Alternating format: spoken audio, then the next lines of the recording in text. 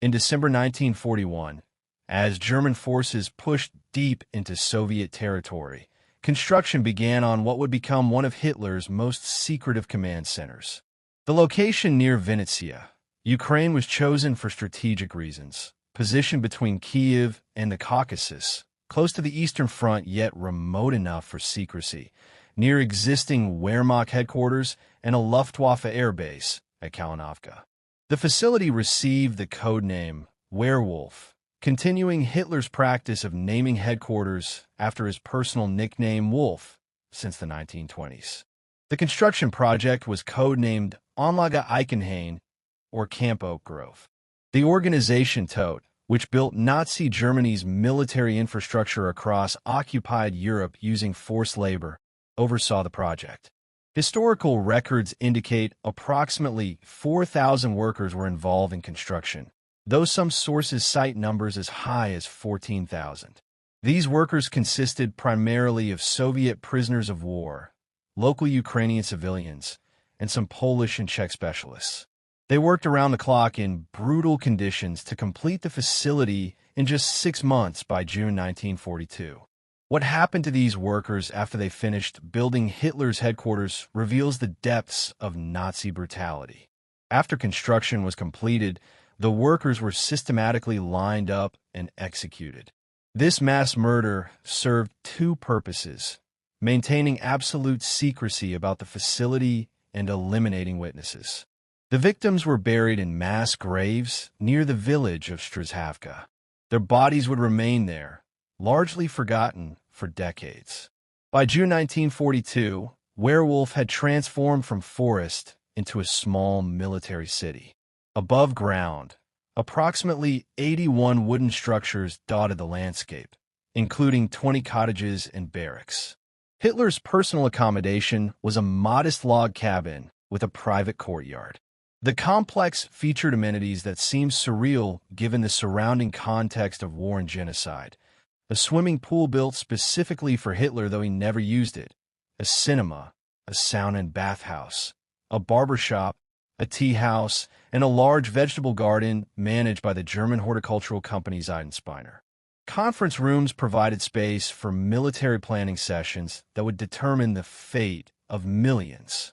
Underground, 3 reinforced concrete bunkers classified as B-class bunkers formed the fortress's core.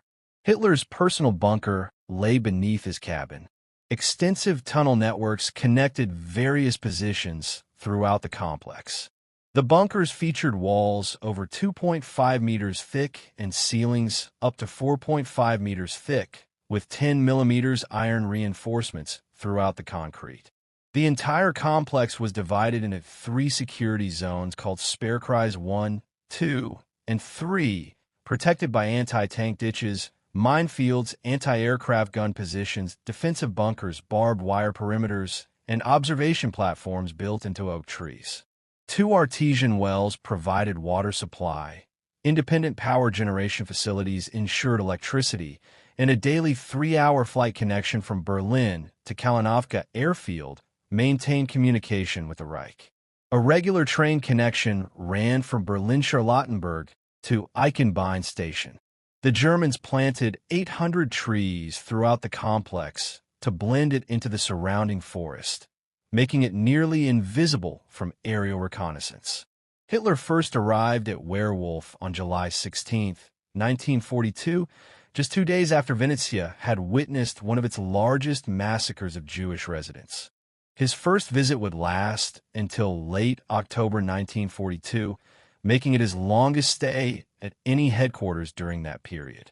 But the Ukrainian summer of 1942 was brutal, with temperatures soaring to 45 degrees Celsius. The concrete bunkers, rather than providing cool refuge, became humid chambers that amplified the heat. In this oppressive environment, Hitler contracted severe influenza, with his fever reaching 40 degrees Celsius. It was during this feverish state, on July 23, 1942, that Hitler issued Führer Directive 45, one of the war's most disastrous strategic decisions. He split Army Group South into 2 separate forces. Army Group A would drive toward the Caucasus oil fields, while Army Group B would advance on Stalingrad. This decision stretched German supply lines impossibly thin and divided forces that should have remained concentrated. Neither objective would be achieved. Army Group B would be catastrophically defeated at Stalingrad, losing an entire army of over 300,000 men. Army Group A would retreat from the Caucasus without securing the oil fields. Many historians point to this moment at Werewolf as a turning point in World War II. The decision made in that sweltering Ukrainian bunker effectively marked the beginning of Germany's defeat on the Eastern Front. Because of these failures, officers at Werewolf began calling it the cursed bunker. Hitler returned to Werewolf twice more. From February 19th to March 13th, 1943, he came to observe Field Marshal Erich von Manstein's counteroffensive near Kharkov. By this time, the German Sixth Army had already surrendered at Stalingrad, and the tide of war had turned decisively against Germany. His final visit lasted from August 27th to September 15th, 1943, a brief stay of only a few hours to attend a meeting about the unsuccessful defense of Kharkov. The Red Army was advancing rapidly, and Werewolf was becoming dangerously vulnerable. In September 1943, Hitler relinquished control of Werewolf to Field Marshal Manstein, who used it as his headquarters until the end of the year. Other Nazi leaders also visited, including Hermann Göring on July 20th, 1942, who spent his time at Vinnitsa's theater, admiring landscapes and hunting pigeons. At its peak, over 2,000 personnel were stationed at or around the complex.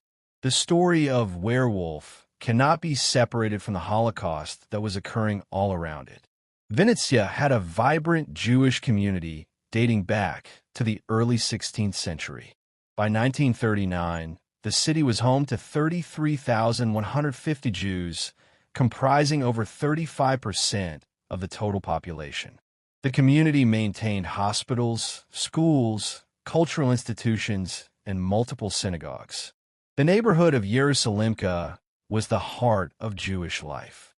German forces occupied Vinnitsa on July 19, 1941. About 17,000 Jews remained in the city after many had evacuated or been conscripted into the Red Army. The systematic destruction of Vinnitsa's Jewish community began immediately with the establishment of a Judenrat or Jewish council, forced wearing of armbands with the Star of David, property confiscation, and assignment to forced labor. Early executions of Jewish men began in July and August 1941. On September 19, 1941, the 45th Reserve Police Battalion executed more than 10,000 Jews in a single mass killing. On April 15 to 16, 1942, approximately 4,800 Jews were murdered in the Pianichansky forest. This occurred just 3 months before Hitler arrived at Werewolf for his extended stay. After this massacre, only about 1,000 Jewish skilled workers remained alive, deemed necessary for German operations. Ironically, some of these survivors were forced to work on constructing Werewolf itself. During the summer of 1942, while Hitler resided at Werewolf planning military campaigns, most of the remaining Jewish forced laborers were murdered after completing work on his headquarters. On August 25, 1942, the final 150 Jews in Vinnitsa were killed. Of the approximately 17,000 Jews who remained in Vinnitsa under Nazi occupation, virtually all were murdered. Throughout the Vinnitsa region, estimates suggest that 28,000 to 35,000 Jews were killed. So when we discuss Werewolf, we must remember this context. Hitler's headquarters, with its swimming pool, cinema, and vegetable gardens, was built by and surrounded by victims of genocide. The very workers who constructed Hitler's bunker were murdered to maintain its secrecy. The forests around Vinnitsa became killing fields while Hitler planned military campaigns from his cabin. By late 1943, the strategic situation had deteriorated catastrophically for Germany. The Red Army was advancing westward after victories at Stalingrad and Kursk. Werewolf, once positioned behind German lines, was now dangerously close to the front. On December 28, 1943, Field Marshal Manstein attended a military briefing at Wolfschanz, Hitler's headquarters in East Prussia, and secured approval to evacuate Werewolf. The German forces would retreat westward to Proskorov, modern-day Khmelnytsky, about 110 kilometers from Werewolf. The evacuation logistics operation was completed by January 6, 1944. Rather than allow Werewolf to fall intact into Soviet hands, the Germans decided to destroy it completely. This wasn't a hasty demolition, but a carefully planned operation designed to erase evidence of the facility's layout and capabilities, prevent Soviet intelligence from discovering documents, block access to the underground portions, and deny the Soviets any potential use of the structures. The destruction process was methodical. First, wooden structures were systematically disassembled. Valuable equipment and materials were removed, and anything useful was evacuated westward. Then came the explosive demolition. Air bombs were transported from the former Kalinovka airfield. Explosives were placed inside each of the 3 concrete bunkers, and the charges were calculated to demolish the structures from within, as bombing from outside would be ineffective against the thick concrete. When the demolition occurred in January 1944, the explosions were massive. Concrete fragments weighing several tons were blown up to 60 meters from their original locations. The largest piece of one bunker's front wall landed 50 meters away. The blast destroyed not just the bunkers, but devastated the surrounding landscape. Hundreds of trees were obliterated. Communication systems, sewerage, and water pipes were wrecked. Only one structure survived, largely intact: the swimming pool, protected by a granite foundation slab. The explosions created what one observer described as a charred forest with a sticking-out concrete box. The Red Army liberated the Vinnitsa region beginning December 28, 1943. Vinnitsa city itself was liberated on March 20, 1944, followed by the entire oblast by March 26. When Soviet forces arrived at the Werewolf site, they found a devastated forest landscape, massive concrete fragments scattered across the area, sealed entrances to the underground portions, and evidence of hasty retreat and deliberate destruction. Soviet intelligence teams examined the site under orders from Joseph Stalin himself, searching for documents or intelligence materials, information about the bunker's design, any remaining strategic value, and possible booby traps. What they discovered was troubling.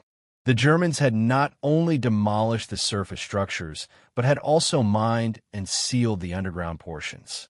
The Soviets feared extensive booby traps had been left behind. Given the risk and the apparent thoroughness of the German demolition, Stalin ordered that the underground sections be permanently sealed. To this day, no one knows the full extent of what lies beneath Werewolf. According to various accounts, some historians claim the underground complex extended 7 floors deep. There were supposedly extensive tunnel networks connecting various positions, and the exact layout and purpose of all underground rooms remain unknown. No excavation of the sealed underground portions has ever been attempted. The Soviet decision to seal the site permanently meant that whatever secrets lie beneath remain buried. After the war, the Werewolf site essentially remained abandoned. The Soviet government took minimal interest in developing it. The area was left to nature, which gradually reclaimed the site. Trees and vegetation grew over the ruins. The sealed underground portions remained untouched. Access to the site was restricted, and it became classified as a sensitive location. This abandonment allowed myths and legends to flourish. In the absence of official information, speculation filled the void. Over more than 60 years of mystery, Werewolf accumulated an incredible number of legends. The most persistent legend claims that the underground portions of Werewolf contain hidden Nazi treasures, gold and valuables supposedly hidden as the Third Reich collapsed. Some theorists suggest that the famous Amber Room, looted from the Catherine Palace near St. Petersburg and never recovered, might be hidden in Werewolf's underground chambers. Stories circulated that Hitler had special experiments conducted in the lower levels of the bunker, though no evidence supports this claim. Another theory suggests that the Soviets actually did access the underground portions and either repurposed them for their own military use, found something they wanted to keep secret, or discovered nothing but chose to keep the site classified anyway.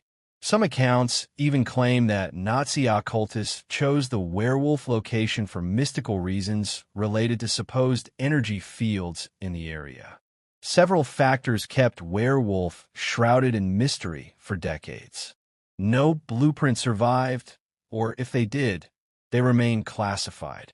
Soviet secrecy kept the site off limits and shared no information. The underground portions have never been professionally excavated. Accessing the sealed underground sections would be extremely expensive and potentially dangerous.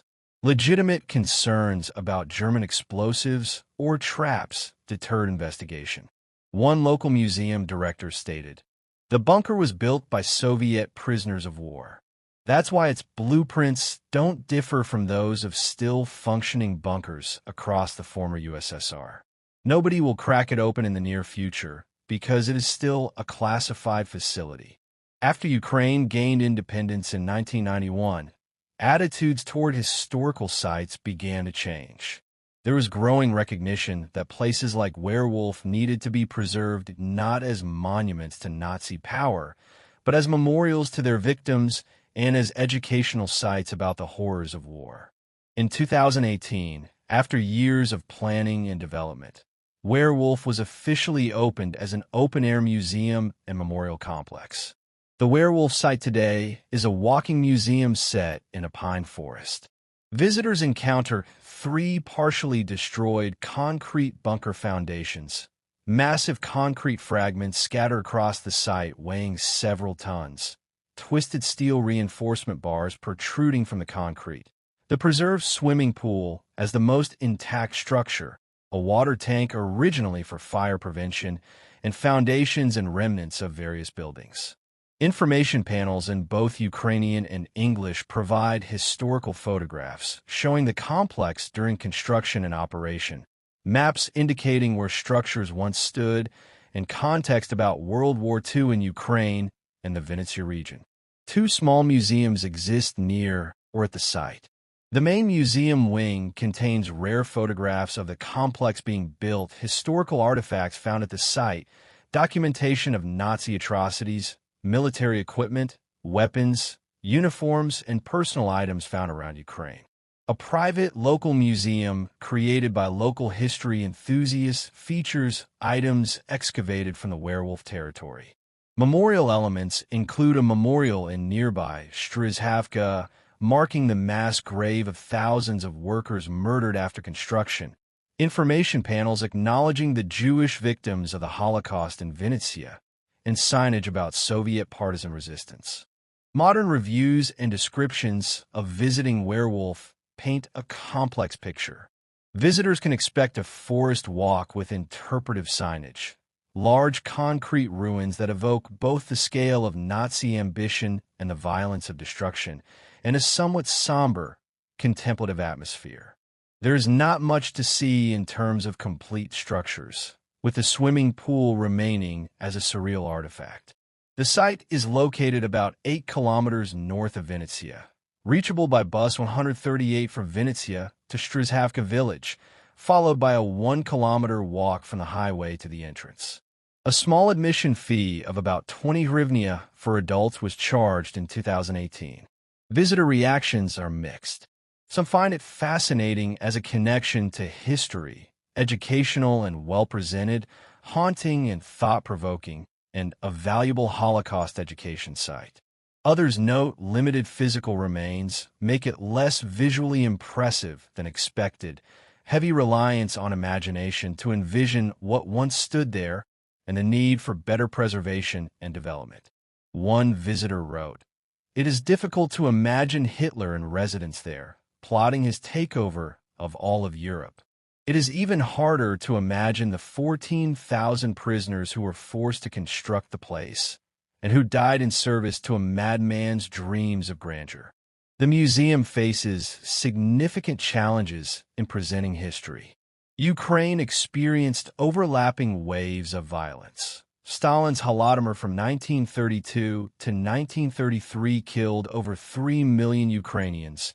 Stalin's Great Terror from 1937 to 1938 included the Vinnitsa massacre.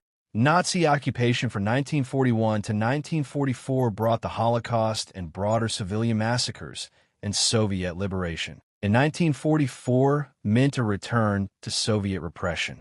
The museum struggles with how to present Soviet forces as liberators from Nazism while acknowledging Soviet oppression, whether to explicitly name Jewish victims or use euphemisms like peaceful civilians, and navigating Ukraine's recent decommunization laws that prohibit glorifying the Soviet regime while presenting Soviet partisans as heroes while acknowledging Soviet crimes. One academic observer noted, "Balancing such complex historical narratives in a museum is no easy feat, and visiting the site perhaps prompts more questions than answers as to how one should talk about history in Ukraine." Despite the site's development as a museum, the underground portions of Werewolf remain sealed and unexplored. Technical challenges include entrances deliberately collapsed with massive amounts of concrete, excavation requiring heavy equipment and significant engineering, and unknown structural stability of any remaining underground spaces with potential for collapse or cave-ins. Safety concerns involve possible unexploded ordnance, structural hazards from 80 years of deterioration, and unknown environmental conditions underground. The cost of excavation and proper archaeological investigation would be millions, with limited funding for such projects in Ukraine and other historical preservation priorities. The limited expected findings suggest Germans systematically removed documents and equipment, with the most likely scenario being empty, collapsed rooms where potential discoveries are unlikely to justify the cost. Today, Werewolf serves multiple purposes as an educational site teaching about Nazi war crimes, explaining the Holocaust in Ukraine, providing context about World War II's Eastern Front, and helping visitors understand the scope of Nazi ambitions. As a memorial, it honors the thousands of forced laborers murdered after construction, remembers the Jewish victims of the Holocaust in Vinnitsa, and commemorates civilian suffering during the occupation. As a historical monument, it preserves physical evidence of Nazi Germany's military infrastructure, represents the ultimate failure of Nazi expansion eastward, and stands as a cautionary tale about tyranny and war. As a tourist destination, it attracts history enthusiasts from around the world, generates some economic activity for the Vinnitsa region, and puts Vinnitsa on the map for historical tourism. So what really happened to Hitler's werewolf bunker in Ukraine? From 1941 to 1942, it was built by forced labor with approximately 4,000 workers constructing an elaborate military headquarters complex with above-ground wooden structures and underground concrete bunkers.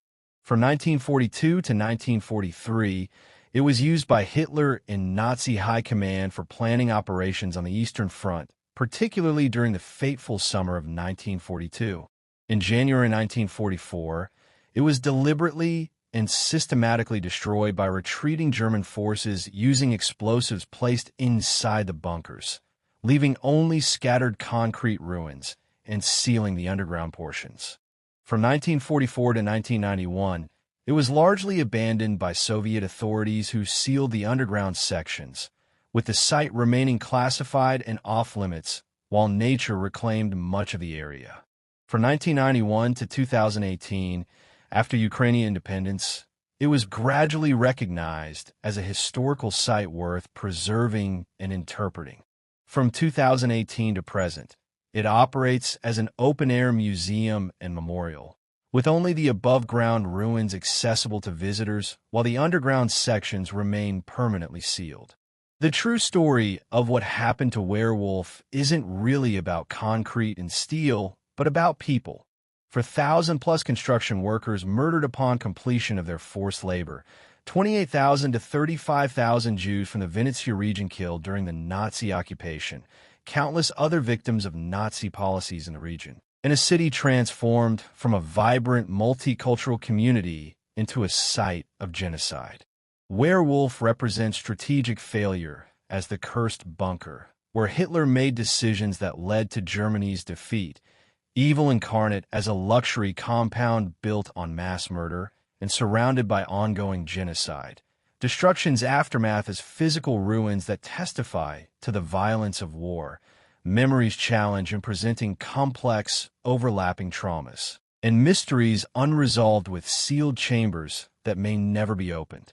Werewolf wasn't unique among Nazi headquarters. Hitler established approximately 19 major headquarters throughout Europe during World War II.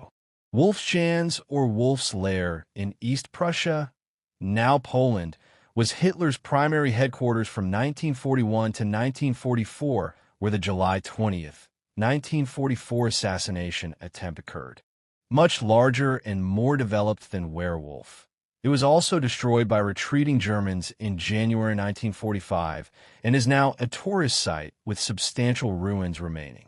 The Führer bunker in Berlin was Hitler's final headquarters, where he committed suicide in April 1945, located beneath the Reich Chancellery Garden. It was completely destroyed and buried by the Soviets and now lies beneath a parking lot and apartment buildings. Various other command posts throughout France, Belgium, and Germany were mostly destroyed or have been demolished, with few remaining as accessible historical sites. Werewolf stands out because it was Hitler's easternmost personal headquarters. It witnessed crucial strategic decisions. It exists in a particularly tragic historical context to the Holocaust in Ukraine. It remains partially unexplored, and it opened as a museum relatively recently in 2018.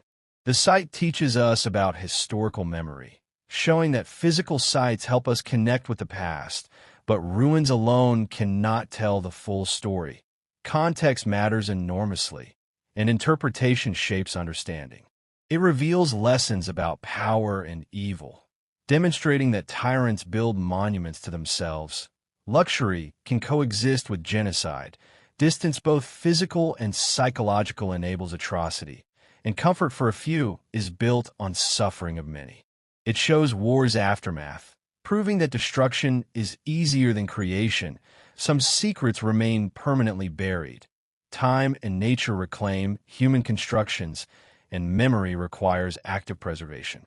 It demonstrates challenges in historical presentation, showing that multiple traumas can overlap in one place. Victims deserve recognition and naming. Complex histories resist simple narratives, and museums face difficult choices about what to emphasize. Several questions remain unanswered. What lies beneath? We may never know the full extent of the underground complex.